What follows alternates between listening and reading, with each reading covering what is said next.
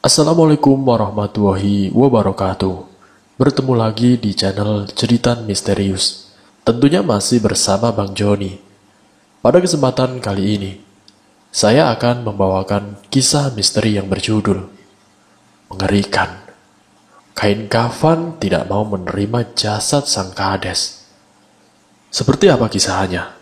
Namun sebelum kita masuk ke dalam ceritanya, nama dan tempatnya disamarkan semua. Dan tak perlu kita berlama-lama lagi. Langsung saja, mari kita simak ceritanya.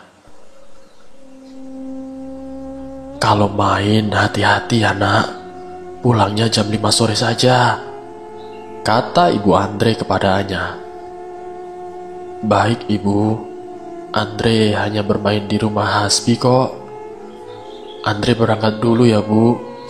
Assalamualaikum, jawab Andre. Kekhawatiran Ibu Andre bukanlah hal yang aneh di kampung Sidorejo belakangan ini.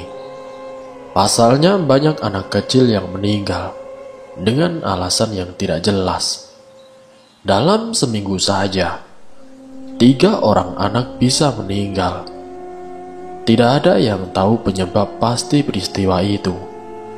Namun orang-orang bisa menandai satu kesamaan dari kejadian itu. Semua anak yang meninggal adalah anak yang sehat, yang tiba-tiba menderita demam tinggi. Semuanya sudah dibawa ke rumah sakit, dan seperti biasa, dengan gejala demam itu, dokter hanya akan mendiagnosis anak-anak itu dengan penyakit flu, atau paling parah terkena tipes. Namun 3 hari dirawat di rumah sakit, anak-anak itu pasti meninggal. Polanya hampir sama. Maka dari itu para ibu sangat khawatir ketika mengizinkan anaknya bermain sepulang sekolah. Sebab banyak dari mereka yang beranggapan bahwa anak-anak yang masih bermain saat fajar mulai menyingsing ditempeli makhluk halus. Tidak heran jika Ibu Andre menyuruhnya pulang paling lambat jam 5 sore. Namun tidak ada yang bisa memastikan hal itu sepenuhnya benar. Karena ada satu anak yang justru sedang asik bermain di rumahnya sendiri siang bolong. Hal itu juga tidak berlaku kepada Andre. Ia mendengar rumor anak kecil harus pulang ke rumah sebelum datang senja. Kalau tidak, mereka akan dimakan makhluk halus. Jujur saja, Andre adalah anak penakut. Bahwa saat bermain dengan Hasbi, bahkan saat bermain dengan Hasbi, ia terburu-buru pulang, bahkan sebelum jam 4 sore. Namun rumor yang dipercayai Andre itu tidak dapat membantunya tertimpa kesialan. Ia tiba-tiba saja jatuh sakit. Badannya panas meriang. Andre seperti sudah tidak mengenali siapa dirinya. Karena saking tingginya panas di badan Andre, ibunya tentu sangat khawatir. Sebagai salah satu oknum yang mempercayai rumor itu, dia merasa heran dan bercampur dengan kesal. Ibu Andre sangat menyayangi anak satu-satunya itu, karena tidak ingin kehilangannya. Dia memutuskan memanggil orang pintar untuk mencari tahu sebab Andre terkena sakit. Ibu Andre duduk di ujung kasur Andre. Sang dukun yang dipanggil ibunya sedang menerawang melalui tubuh Andre. Ia memejamkan mata dan menggerakkan tangannya di udara sambil merapal kalimat-kalimat sakti. Beberapa menit kemudian, dukun itu berhenti. Ia menatap Ibu Andre dengan tatapan yang nanar. Anakmu akan dijadikan tumbal pesugihan oleh seseorang, ucap dukun itu. Ibu Andre tidak percaya perkataan dukun itu. Bagaimana bisa? Setahu Ibu Andre, ia tidak punya masalah ataupun dendam dengan seseorang. Namun kenapa nasib Andre bisa sial seperti ini? Oleh siapa, Ki? Tanya ibunya khawatir. Saya tidak tahu. Dia mengirimkan sebuah roh yang menguasai tubuh anak kamu sampai dia meninggal. Roh itu menghalangiku untuk mencari tahu siapa pelaku sebenarnya. Jawab dukun itu, yang diketahui bernama Ki Selong. Dia menjelaskan semuanya. Lalu bagaimana caranya mengetahui pelakunya, Ki? Aku tidak mau anakku menjadi tumbal selanjutnya, kata Ibu Andre di sela-sela tangisannya. Kita harus memanggil roh itu menggunakan tubuh Andre, jawab Ki Selong. Malam itu juga, Ki Selong akan melakukan ritual untuk memanggil roh jahat di dalam tubuh Andre. Ia berencana membongkar praktik pesugihan yang dilakukan oleh pelaku, yang sampai saat ini belum diketahui identitasnya. Ritual itu dilakukan di depan rumah Andre. Semua orang di kampung berbondong untuk menyaksikan siapa pelaku yang menyebabkan nyawa banyak anak melayang. Namun tidak hanya itu saja. Akhir-akhir ini, Desa Sidorejo sering dikagetkan dengan serentetan kejadian menyebalkan. Di antaranya banyak uang warga yang hilang. Memang desa itu terkenal dengan para penduduknya yang makmur dan kaya raya. Mungkin karena itulah pelaku mengincar desa ini untuk dirampas harta bendanya. Tidak hanya itu saja, pelaku juga kerap mengambil binatang, termasuk seperti sapi dan kambing milik warga. Hal ini membuat seluruh warga Sidorejo menjadi kesal. Mereka bertanya-tanya, siapa sebenarnya dalang dari semua ini? Yang mereka tahu sistem keamanan di desa itu sudah sangat canggih. Akhirnya atas perintah seksi keamanan desa, pemuda desa ditugaskan untuk berjaga giliran setiap malamnya. Warga desa itu juga sepakat membuat sayembara yang menjanjikan uang 100 juta rupiah bagi siapapun yang dapat menangkap pelaku. Sebut saja namanya adalah Sumadi. Sumadi adalah salah satu pemuda desa yang berjaga malam ini. Ia sangatlah semangat dengan gilirannya. Pasalnya ia sangat menginginkan uang itu. Kalau ia bisa menang, uang itu akan ia gunakan untuk biaya perkawinannya dengan Siti bulan depan. Sumadi datang bersama 3 pemuda desa lainnya, yaitu Suparjo, Jono, dan Ahmad. Mereka duduk melingkar di pos ronda untuk mendiskusikan kerja mereka malam ini. Namun alih-alih berdiskusi tentang itu, mereka malah asik melontarkan opininya masing-masing untuk menebak siapa pelaku di balik semua ini. Suparjo yang lebih tua setahun dari yang lainnya mulai pembicaraan. Kalau dipikir-pikir, Pak Gatot itu bisa dicurigai loh, ucap Suparjo. Kenapa kamu mencurigai dia, Jo? Bukannya dia sudah kaya? Tanya Jono sambil menyesap sebatang rokoknya. Ladalah, kok kalian tidak tahu sih? Pak Gatot itu mau nyalon, menggantikan kades yang sekarang. Makanya dia butuh duit yang besar buat mendanai kampanyenya. Kemarin beliau malah sudah datang ke rumah, nawarin Bapak duit. Tapi Bapak tidak mau. Dia masih suka kades yang sekarang. Jelas Suparjo panjang lebar. Masa mebel segede itu masih kurang, Jo? Tidak mungkin, Jo. Aku yakin pasti pelakunya Bu Suratmi. Lah, warung kecilnya yang baru buka sebulan itu, dia kini sudah bikin cabang di mana-mana. Pasti dia menggunakan uang-uang yang dicuri itu buat modal bangun cabang-cabang itu, tangkal si Ahmad. Kalau itu mah beda lagi, Mat. Sudah menjadi rahasia umum kalau Bu Suratmi memakai pesugihan biar dagangannya laris. Dia tidak ada hubungannya sama kejadian ini. Kalau menurutku, maling yang satu ini sangat cerdas. Lihat saja, di seluruh desa kita sudah banyak CCTV-nya. Tapi saat dicek, tidak ada satupun tanda-tanda mencurigakan dari orang-orang yang lewat di sekitar rumah korban, kata Suparjo, memancing diskusi agak panas. Sumadi yang notabene adalah seorang pengamat, hanya diam saja, mendengarkan celotehan teman-temannya itu.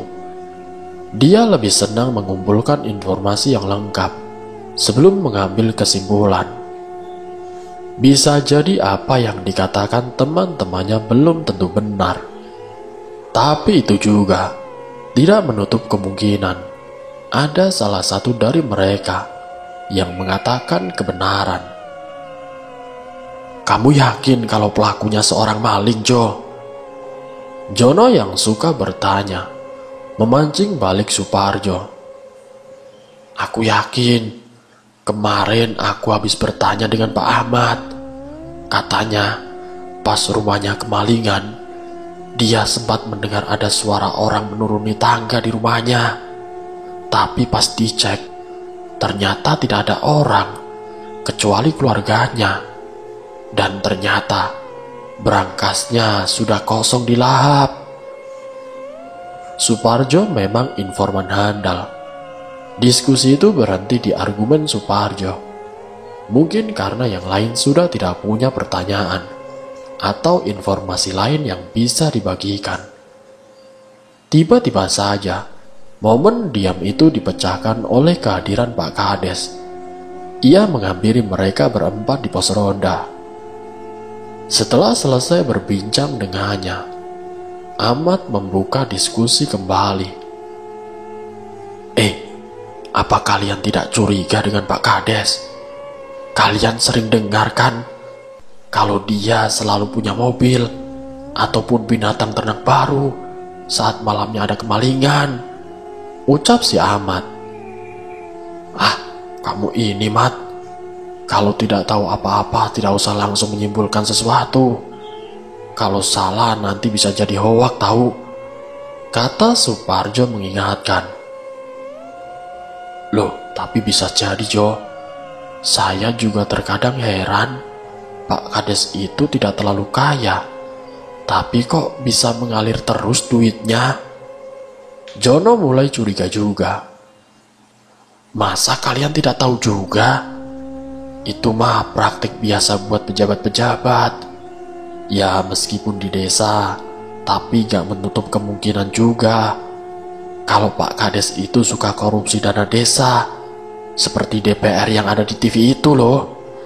Jangan salah, gini-gini dana desa kita besar juga, bisa sampai miliaran. Suparjo menyangkal argumen teman-temannya. Mendengar kesimpulan terakhir, Sumadi tidaklah yakin dengan apa yang dikatakan Suparjo. Meski perkataannya banyak benarnya. Kalau memang Pak Gatot ingin menyalonkan diri, sudah pasti Pak Kades yang tidak terlalu kaya itu merasa terancam karena dia akan kalah jumlah dengan Pak Gatot. Lagi pula Sumadi juga sering mendengar kalau binatang ternakan milik Pak Kades itu banyak yang mirip dengan binatang ternak dari orang-orang yang kemalingan. Sumadi sangat yakin Pak Kades juga tidak bisa melakukan korupsi. Relasinya di pemerintahan dan kepolisian sangatlah minim. Kalau dia ketahuan, dia tidak bisa mengelak ataupun menyogok agar bisa keluar dari hukuman. Di kediaman Ibu Andre, di tengah gerombolan warga itu, ada Ki Selong yang sudah bersiap-siap. dan tubuh Andre yang didudukan di kursi. "Bapak dan ibu semuanya, dimohon memberikan jarak agar Ki Selong leluasa. Hari ini kita akan segera mengetahui siapa pelaku di balik semua ini," ucap ayah Andre memberikan pengumuman. Tidak lama setelah itu ritual pun dimulai. Ki Selong membacakan mantra-mantra yang tidak seorang pun tahu artinya. Tiba-tiba tubuh Andre bergetar. Matanya tiba-tiba membelalak dan tubuhnya memberontak. Untung saja Ki Selong sudah mengikat tangan dan kakinya di kursi, sehingga ia tidak bisa lari. Setelah itu Ki Selong mulai menanyainya, "Kenapa kamu berada di tubuh anak ini?" tanya Ki Selong. "Akan aku jadikan dia santapanku. Anak-anak kalian yang mati, itu adalah perbuatanku. Hahaha. Ada seseorang di kampung ini yang meminta kekayaan kepadaku. Aku tentu tidak akan memberikannya secara cuma-cuma. Jadi aku meminta tumbal anak-anak. Kalau tidak, dia sendiri yang harus mati," ucap roh di tubuh Andre sambil tertawa keras. "Katakan, siapa pelaku pesugihan itu?" tanya Ki Selong.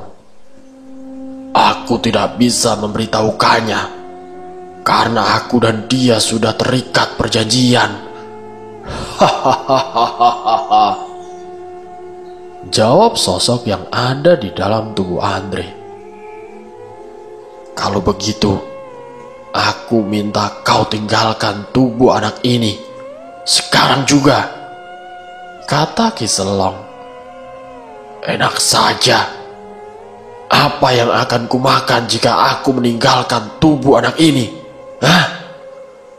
ucap roh itu dengan kesal. "Lawan aku jika kau merasa sakti." Ki Selong menantang roh tersebut. Singkat ceritanya, mereka bertarung habis-habisan melalui tenaga dalam. Pertarungan itu sangat sengit. Berkali-kali tubuh Ki Selong terhempas. Roh itu memang diakuinya sangat kuat. Namun saat roh itu sudah merasa menang dan lalu berbalik arah, kesempatan itu tidak disia-siakan oleh Ki Selong. Ia lalu menyerang roh itu dari belakang dengan menyodokkan kedua tangannya di punggung si Andre. Roh itu akhirnya telah kalah dan roh itu terkapar seketika. Ampuni aku. Jangan masukkan aku ke dalam kotak itu,"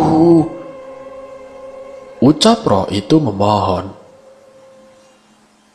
"Kalau kau masih menyebabkan kegaduhan di sini, aku tidak punya pilihan selain menyegelmu di kotak ini," jawab Ki Selong. Tunggu, aku akan memberitahu siapa pelakunya," kata roh itu tiba-tiba. Ki Selong terdiam. Semua warga yang bersorak atas kemenangannya juga tiba-tiba menutup mulutnya. "Pelakunya, dia adalah..." Belum selesai menjawab pertanyaan dari Ki Selong, tiba-tiba ada suara teriakan dari arah rumah Pak Gatot. Teriakan itu terdengar seperti teriakan perempuan. Sepertinya istri Pak Gatot telah bertemu hantu atau makhluk aneh lainnya di rumahnya. Tidak lama kemudian, orang-orang berkumpul di rumah Pak Gatot. Keempat pemuda yang sedang bertugas roda itu juga bergegas menuju rumah itu. Ternyata Pak Gatot telah menangkap seekor kelelawar yang ukurannya lumayan besar. Aneh sekali, pikir Pak Sumadi, mana mungkin ada kelelawar tumbuh sebesar itu. Tiba-tiba kelelawar itu berubah menjadi seseorang dari arah belakang. Ki Selong datang dengan membawa kotak hitam yang berisi roh yang merasuki tubuh Andre. Ki Selong pun mempunyai firasat buruk tentang kelelawar itu, karena dirasa sangat aneh. "Sekarang jujur, siapa pelaku dari semua ini?" tanya Ki Selong pada roh yang dibawanya. "Baik, aku akan mengatakannya. Pelakunya adalah kades kalian sendiri," ucap roh itu dengan jelas. Semua orang yang berkumpul di situ sangat terkejut karena tiba-tiba kelelawar itu berubah menjadi Pak Kades yang membawa segepok uang di saku bajunya. Melihat itu orang-orang langsung geram dan memukuli kelelawar jadi-jadian itu. Semuanya terlalu kesal karena perbuatan Pak Kades. Dugaan Sumadi memang benar. Meskipun ia tidak bisa mendapatkan uang sayembara itu, setidaknya dia tidak malu karena terlalu percaya diri dengan kesimpulan yang dibuat oleh Suparjo. Kini tubuh Pak Kades langsung digotong ke kantor polisi. Dia didenda dan diperintahkan untuk mengembalikan semua harta yang sudah ia curi. Sementara itu dengan Pak Gatot, ia berhasil memenangkan hadiah sayembara 100 juta dan menjadi kepala desa selanjutnya. Namun dengan si Andre kini telah selamat dan sudah sehat kembali berkat bantuan Ki Selong. Pov Kades bejat. Orang-orang mengira aku kaya karena jabatanku sebagai kades. Namun mereka tidak tahu gaji kades tidak sebesar-besar itu. Aku mempraktikkan beragam amalan pesugihan yang sudah kulakukan selama 2 tahun. Pesugihan yang aku praktekkan ini adalah berbagai macam, mulai dari kandang bubrah, bulu gendruwo, uang gaib, hingga tuyul dan babi ngepet. Maka tidak hayal bila aku punya banyak rumah. Setiap pesugihan punya ruangan khusus untuk melakukan ritual. Maka pekerjaanku setiap waktu adalah melakukan ritual dan ritual. Urusan desa sudah ada yang mengurus. Aku membayar tenaga profesional guna melancarkan pekerjaanku. Jabatan itu aku buruh hanya untuk mendapatkan nama baik saja.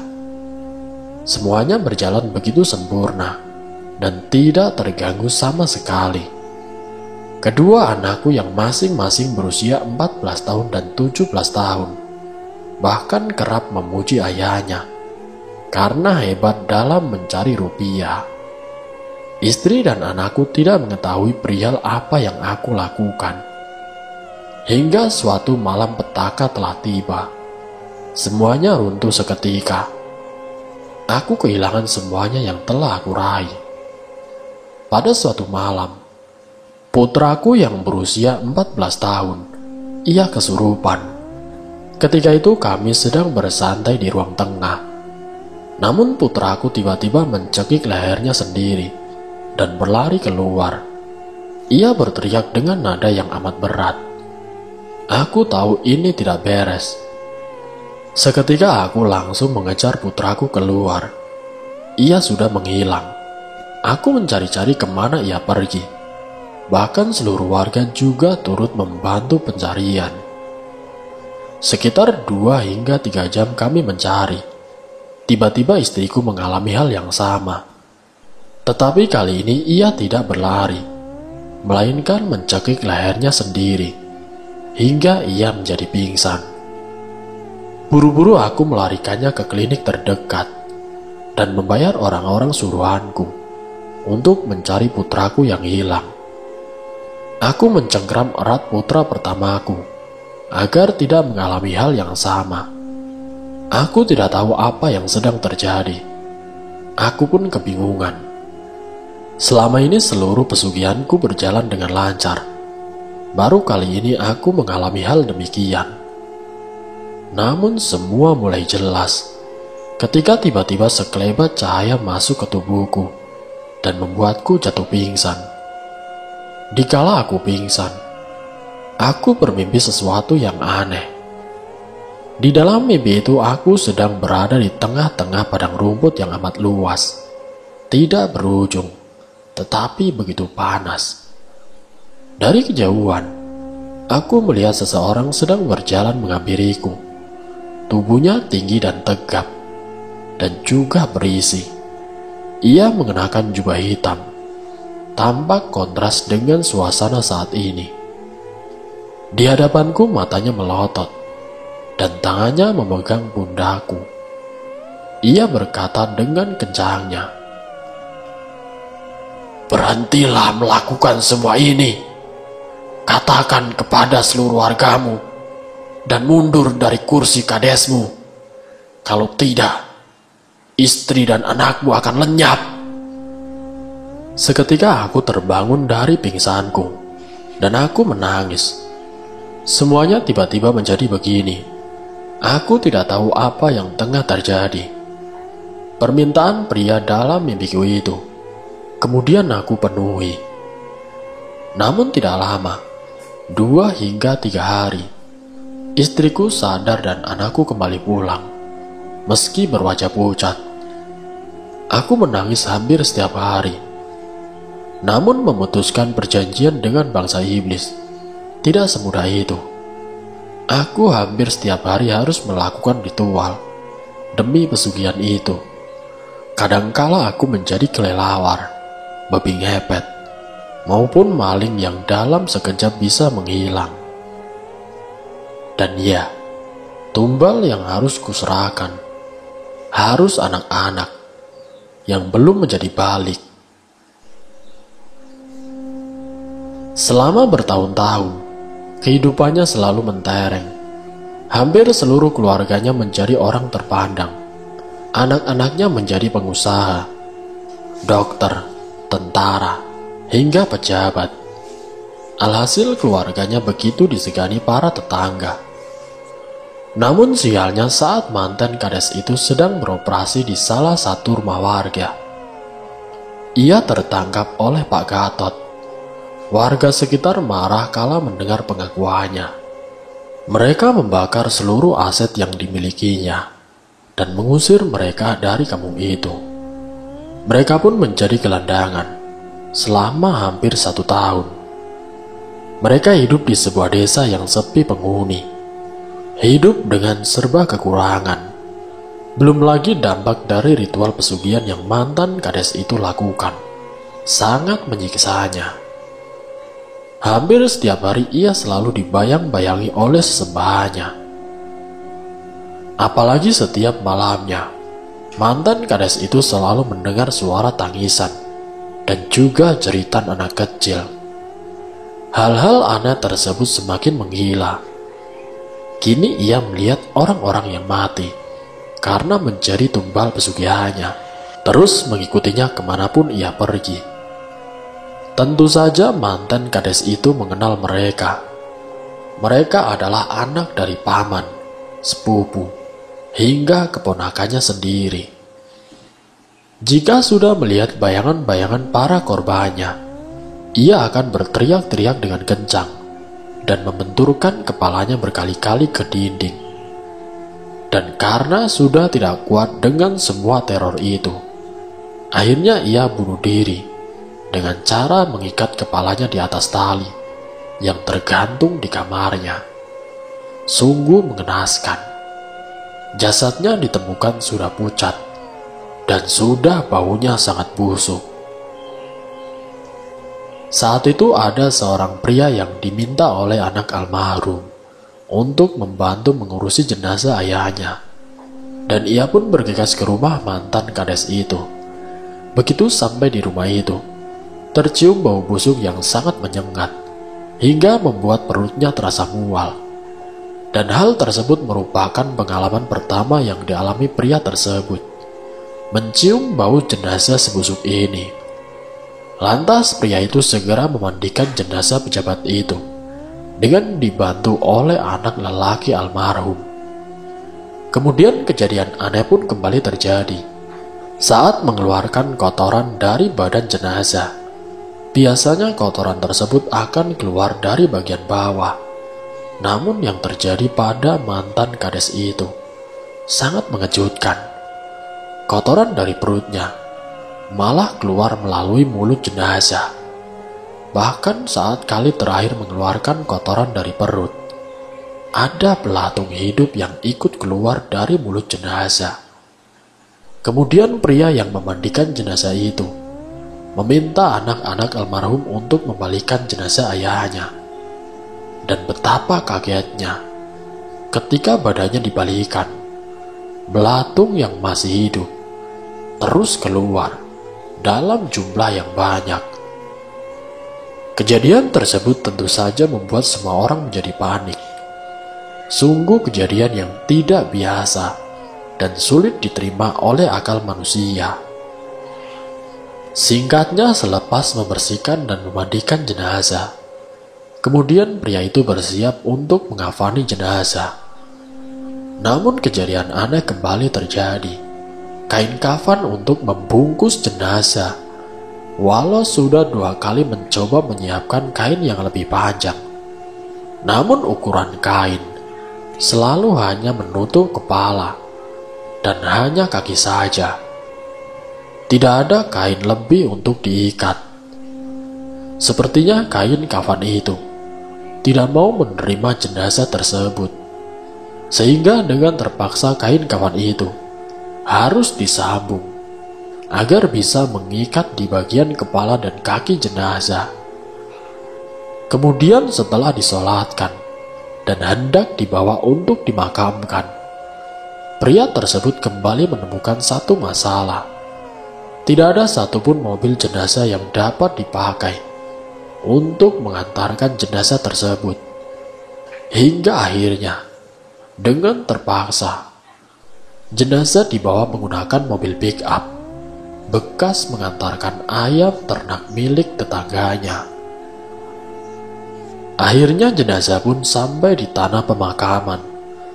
Namun kejadian ganjil kembali terjadi saat jenazah menyentuh tanah liang lahat.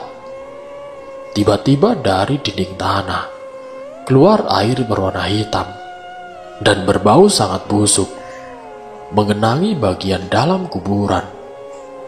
Padahal saat itu tidak ada hujan, namun entah dari mana air hitam dan berbau busuk itu datang ke tanah itu. Hingga akhirnya jenazah pun terpaksa harus ditahan dan ditekan menggunakan batu agar posisinya tidak terlentang ataupun terlungkup. Pemakaman pun dilakukan dengan cepat, meskipun air hitam itu terus saja keluar hingga membuat tanah kuburan menjadi becek. Setelah selesai melakukan pemakaman, kemudian pria itu bertanya kepada anak dan istri almarhum apa yang telah almarhum lakukan semasa hidupnya. Kemudian anak dan istri almarhum bercerita bahwa semasa hidup almarhum telah bersekutu dengan setan dan melakukan pesugihan untuk mendapatkan kekayaan dan tentunya jabatan. Dan cerita pun selesai. Semoga dari cerita ini kita dapat mengambil hikmah dan juga pelajarannya. Sampai bertemu di video yang selanjutnya. Wassalamualaikum warahmatullahi wabarakatuh.